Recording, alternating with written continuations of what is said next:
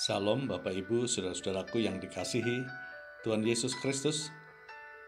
Saya berharap kita semua masih dalam keadaan baik, penuh sukacita, dan mengalami pertolongan kekuatan Tuhan dalam menjalani hari-hari kita.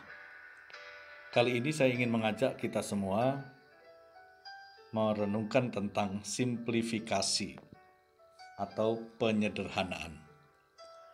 Yohanes 14 ayat 7-11 ada dialog antara Tuhan Yesus dengan para murid-muridnya.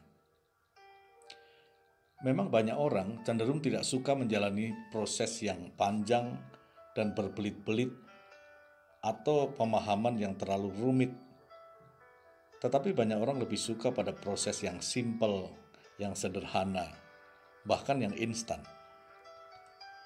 Ketika merespon pernyataan-pernyataan Tuhan Yesus, murid-muridnya mempunyai respon yang berbeda-beda.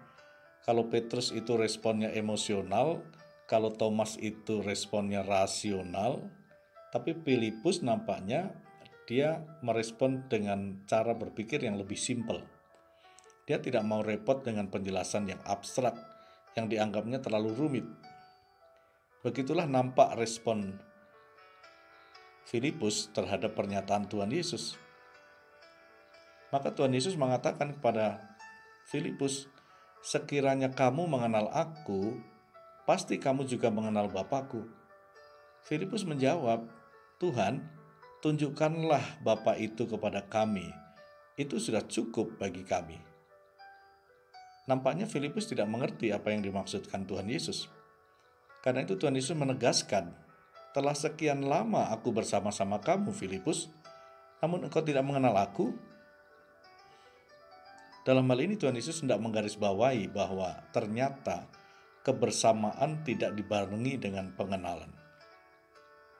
Filipus tidak peka terhadap proses hidup yang dijalaninya bersama Tuhan Yesus.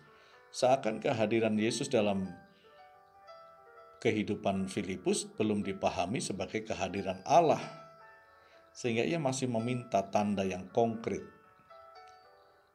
Memang dalam banyak hal yang praktis, penyederhanaan itu tidak selalu salah. Tapi dalam hubungannya dengan Tuhan, penyederhanaan tidak selalu benar. Dalam proses hidup, acap kali Tuhan izinkan satu proses yang berbelit-belit dan panjang. Tentu dalam hal ini Tuhan punya maksud atau tujuan yang jelas.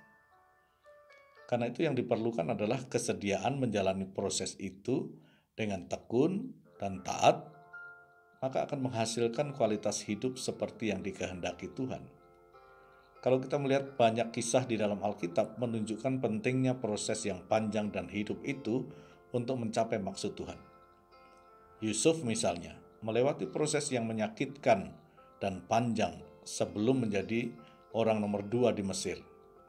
Musa disiapkan 40 tahun untuk memimpin umat Israel keluar dari Mesir. Daud diproses panjang melalui berbagai kesulitan dan ancaman sebelum menjadi raja Israel.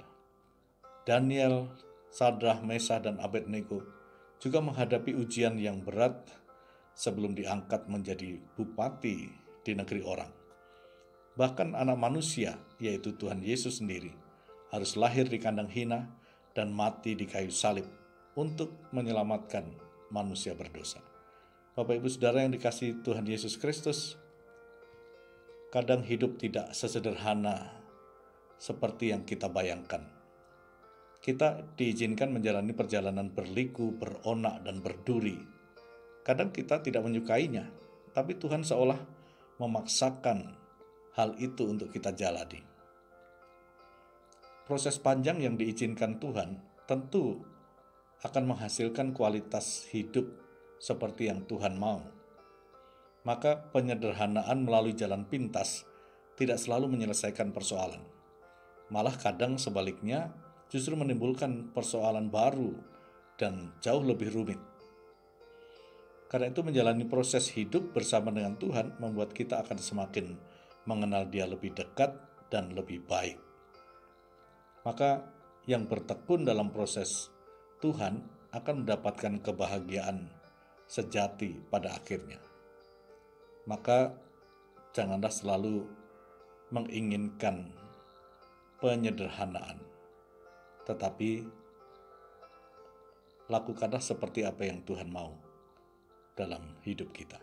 Tuhan Yesus memberkati. Bapak Ibu Saudara sekalian, salam hangat dari Kota Wisata Batu, Jawa Timur, bersama saya Pendeta Sudarmanto. Amin.